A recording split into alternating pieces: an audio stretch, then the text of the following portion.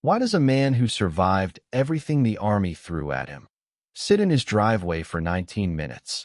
Because he cannot send 2 words to a man he loves. The 2 words were, "Hey man." The man was Marcus. They had not spoken in 4 years. And the words felt like showing up to a man's house with a paper cup when what you owe him is a meal. He typed it, deleted it, typed it again, deleted it again, closed the phone, and sat in the dark for 19 minutes. Marcus was with him in Mosul in 2006. Staff sergeant from Georgia, laughed too loud at everything, had a photo of his wife taped inside his helmet every single day. His daughter was named Emma, same as Robert's daughter. They found that out in Mosul in 2006 and laughed about it for 20 minutes. Robert has not spoken to Marcus in 4 years. Not because anything happened, because life happened. And somehow, without either of them deciding it, the gap grew from 1 month to 4 years. I am Robert, Staff Sergeant, 101st Airborne, retired, and what I am about to tell you, nobody told me before I walked off that base for the last time. Not the rank, not the mission, not the structure, the Brotherhood, the men who required nothing from you, gave everything, and who are now scattered across 14 states living lives that have nothing to do with the room where they made you. He was at his neighbor Dave's cookout last 4th of July. 40 people, American flags on the fence. His wife was laughing at something Dave said, and Robert stood there with a paper plate and felt like the only person in that entire backyard who was fluent in a language nobody else at that cookout had ever spoken. 14 conversations. Weather, sports, Dave's new truck, someone's daughter starting college. And not one of them asked Robert to be who he actually was. Not because the people were wrong, because they had no way of knowing who he actually was. The thing that made him who he is was built in rooms they were never in. He drove home, sat in the driveway for 19 minutes, picked up his phone, found an old photo, Mosul 2006, Marcus laughing, and that is when he opened a new text. He has 17 names in his phone, men from the unit, men from different deployments, men who stood next to him in places the English language has no words for. He will not delete them.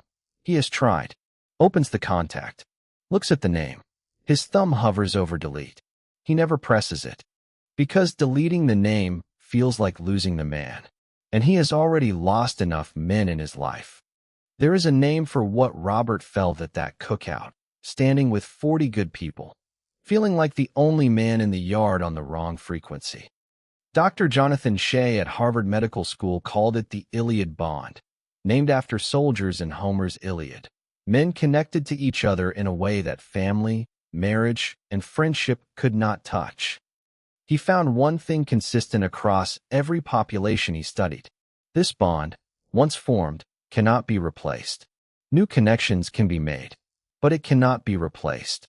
Not because the men were perfect, not because the relationship had no conflict, because the context where the bond formed was unlike anything else a human being can experience. When soldiers come home, they do not just lose the mission, they lose the audience. The only people on earth who saw what they did and knew what it cost without being told. A man who has been in the room where everything was real does not know how to stand in a room where nothing requires that version of him. Not because the room is wrong, because he is the only person in it who has ever been in the other room. And that changes how every room feels for the rest of his life. Psychology calls this identity foreclosure, when the most defining experience of a man's life ends, and every room he walks into afterward feels like it is missing something he cannot name. The cookout was not the problem. The cookout was the symptom. The problem was 14 states wide, scattered across America, living ordinary lives, not knowing he sat in his driveway thinking about them. 3 types. Not every retired soldier carries this loss the same way. You have been at least one of them. The silent keeper. He has the names in his phone. He does not call them. Not because he does not want to. Because picking up the phone after 4 years of silence feels like admitting something he has no words for yet. He is not avoiding the man. He is avoiding the moment of beginning. Because after 4 years, he does not know how to start the conversation without acknowledging the 4 years.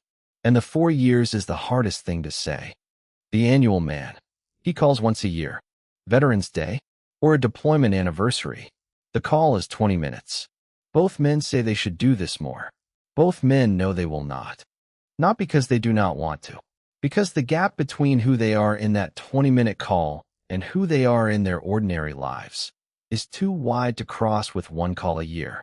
And they have not found the bridge yet. The one who found it. He built something. A Thursday night call. A weekend once a year. The men coming back to the same place. Not needing to explain anything to anyone. He did not wait for someone else to build it. He applied 22 years of operational capability to the one civilian problem that actually mattered to him. And he solved it. Which one are you? The silent keeper, the annual man, or the one who found it? Drop it in the comments right now.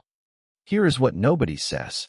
The loneliness of a man who misses his brothers is the most specific kind of loneliness that exists.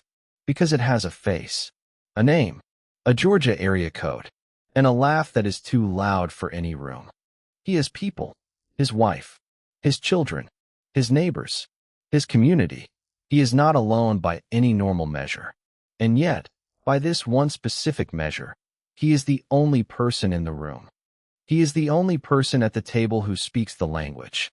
And the people he learned it with are 14 states away, eating their own dinners tonight, in their own silences. His wife sees it. She sees it most clearly at family gatherings when he goes somewhere else while staying perfectly still. With men she has heard about, but never met. In conversations that happened in places she has never been. With a version of him that was made in rooms she has never had access to. And the hardest part, he does not know how to reach back across 4 years of silence and say, I miss you. Because that sentence requires a vulnerability that 22 years of service specifically trained him not to show. The Army built him to carry everything and ask for nothing. Reaching back across 4 years of silence requires the exact opposite of everything he was trained to do. And so both men carry the same weight, in the same silence, 14 states apart, each one waiting for the other to go first.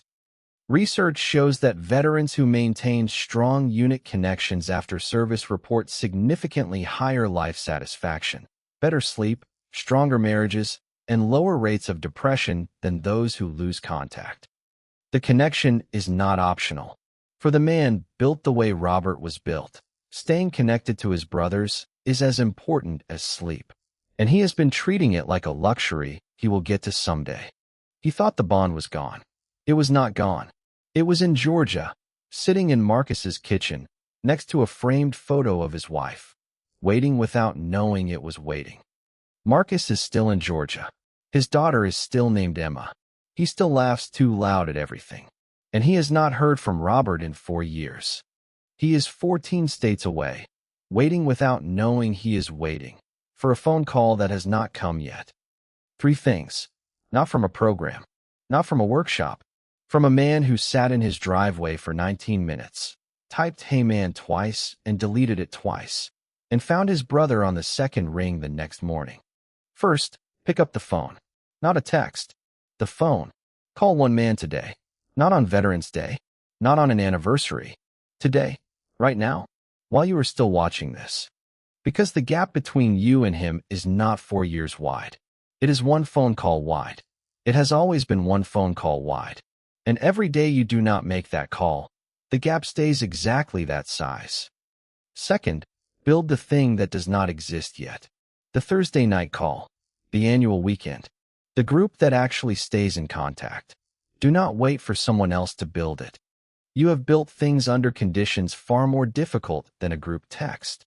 The only thing missing right now is the decision to begin. Third, tell your wife what she is actually seeing when she sees you go somewhere else at the family gathering. Not everything. One true thing. Something like, there are men I was made with who I do not see anymore. And sometimes I feel the gap. That is enough. That is the whole thing. Because a wife who understands what the gap is stops trying to fill it with the wrong things and starts helping you find the right ones. Robert sat in his driveway on 4th of July. Typed "Hey man." Deleted it. Typed it again. Deleted it again. And the next morning, he picked up the phone and called Marcus. Marcus picked up on the second ring and said, "Man, I was just thinking about you." And Robert understood, in that moment, that the weight he had been carrying alone in his driveway on 4th of July, Marcus had been carrying alone in Georgia. Same weight, different state, same silence. The gap was never 4 years wide. It was one phone call wide. It had always been one phone call wide. And Marcus was on the second ring, proving it. Marcus sat in his own kitchen that morning, held the phone, and said, "I need to call you more." And Robert said, "I know. Me too." The bond was in Georgia the entire time, sitting in Marcus's kitchen, next to a framed photo of his wife, waiting on the second ring. For years, one phone call. Share this right now with one man whose name is in your phone, and who you have not called in over a year. Not because something happened between you, because life happened. And life, unlike service, does not keep men in the same room. Service kept them in the same room. Civilian life requires them to keep themselves in the same room. That is the only difference. And it is a decision, not a circumstance. The Brotherhood does not maintain itself in civilian life. It has to be deliberately kept. The same way every other thing worth keeping has to be deliberately kept. There is a man in your life whose name is in your phone right now. He has not heard your voice in over a year. Not because anything happened, because life happened. And he is carrying the same weight you are. Right now, tonight, in his own kitchen, in his own silence, with your name in his phone. Why does a man who survived everything the army threw at him sit in his driveway for 19 minutes? Because he cannot send 2 words to a man he loves. Because he was trained to carry, not to reach. And reaching back across 4 years of silence requires the exact opposite of everything the army ever asked of him.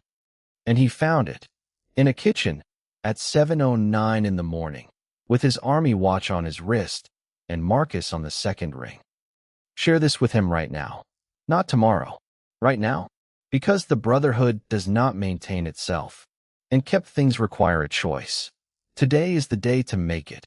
And after you share it, call him. Not a text. The phone. Because the bond that formed in the room where everything was real requires the most real form of contact available. 17 names in his phone. He called Marcus. Marcus picked up on the second ring. 16 names still waiting. Each one phone call wide, right now. The men are not gone. They are scattered. And scattered, unlike gone, can always be gathered. One phone call at a time. "Hey man." 2 words. One phone call. Second ring. The most important thing he did in 4 years cost him nothing. He typed "Hey man" and deleted it twice. And the next morning, one phone call, and Marcus was on the second ring. That is the whole distance between the driveway and the answer. The bond is not gone. The men are still there. One phone call wide. Always have been. Always will be. Because Marcus said, "Man, I was just thinking about you." And that is how Robert knew. The silence was never one-sided. And the bond was never gone. It was just waiting. Pick up the phone. Call one man. Today, the gap is one phone call wide. It has always been one phone call wide. Do not take 4 years. The Brotherhood is not gone. It is scattered across 14 states, living ordinary lives, carrying the same weight, waiting on the second ring. One phone call wide. The bond is not gone. Call him.